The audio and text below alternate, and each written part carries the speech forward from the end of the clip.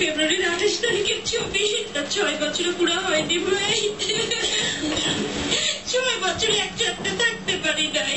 ওকে 25 ফেব্রুয়ারি নিয়ে গেল, এবার আমি 27 ফেব্রুয়ারি ওকে আমি মৃত হিসেবে ফিরে নিয়ে আসলাম। আর 3 দিন পরেই ছিল আসাদ সাইকির বিয়ে বার্ষিকী। ইচ্ছা ছিল 25 তারিখ একমাত্র মেয়ে সুরিকে নিয়ে বই মেলায় যাবেন। আগের রাতে সে আশ্বাসই দিয়েছিলেন মেজর আসাদ। ও তখন বলছে, বাবা আমি তোমাকে ভালোবাসি না, এই জন্য তুমি আসবে না, আমি তোমাকে অনেক ভালোবাসি, তুমি এখনই চলে আসো।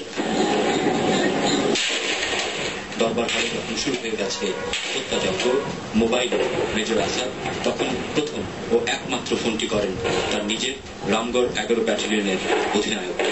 সে আমাকে ফোন দেয়নি, সে বউ বাচ্চার কথা চিন্তা করেন নাই। ও ভেবেছিল অফিসারদের বাঁচাতে হবে, এই জন্যই সে ফোন করে বলেছিল যে তাকে হেল্প করা হোক, তারপরে সুইচ অফ। ওই একই ব্যাটালিয়নের পাশাপাশি বাসায় থাকতেন ডিএডি তৌহিদুল আলম। এই ঘটনায় এখন তিনি প্রধান আসামি।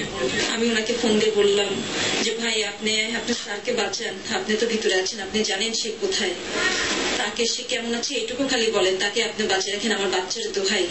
আপনি আমার বাচ্চাকে কোলে নিচ্ছেন, নিজের হাতে আমার বাচ্চাকে খাওয়াইছেন আপনি মুখে তুলে, আপনার দোহাই লাগে আপনি আমার বাচ্চার মুখের দিক তাকায় আমার স্বামীকে আপনি বের করে দেন। সে তখন আমাকে বলছে, ভাবি আপনি আমাকে ফোন দেবেন না, আমাকে ওরা অ্যারেস্ট করেছে, আমার হাত পা বাঁধা, আমি আপনার সাথে ফোনে কথা বলছি জন্য আমার দিকে অস্ত্র তাক করে আছে, আপনি আমাকে আর ফোন দেবেন না। পরক্ষণে আমি টিভির দিক তাকিয়ে দেখি তাকে লাইভ দেখাচ্ছে, সে পিলখানার গেটের বাইরে হাঁটাহাঁটি করছে। 25 তারিখ সন্ধ্যায় সরকারের সঙ্গে মিডিয়াতে বৈঠকের পরও মিডিয়া জানতে পারেনি কি নির্মমতা ঘটে গেছে পিলখানায়। তখন আমার বুঝতে আর বাকি থাকেনি, আমি তখন বুঝে গেছি যে এটা সবকিছু প্ল্যান এবং আসাদকে এই জন্যই আনা হয়েছিল। আমি তখন বুঝে গেছি যে তৌহিদই এটা করিয়েছে।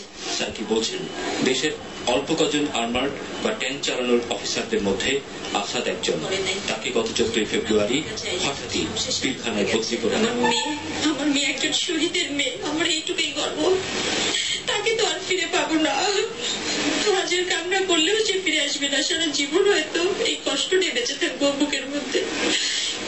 কিন্তু একটুকু হলেও সান্ত্বনা, সে একজন শহীদ, আমার মেয়ে একজন বীরের মেয়ে। Shakir Ahmed, one news.